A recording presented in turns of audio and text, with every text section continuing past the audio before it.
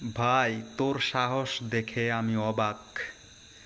তুই উত্তর কোরিয়ার প্রেসিডেন্টের মেয়ে কিম জন উন এর মেয়েকে নিয়ে পালিয়ে যাবি, পালিয়ে গিয়ে বিয়ে করবি।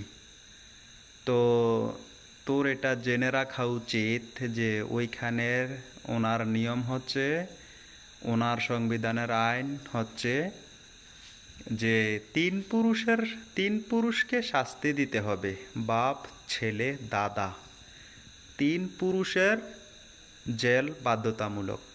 এমনকি যাবজ্জীবনও জেল হতে পারে।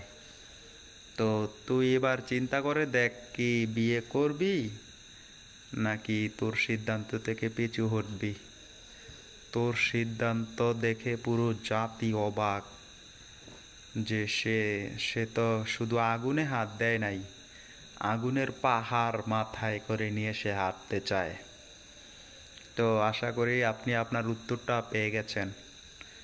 কিম জন উনের মেয়েকে নিয়ে বেগে পালিয়ে গিয়ে বিয়ে করার স্বপ্ন আপনার ধূলিসাৎ হয়ে গেছে।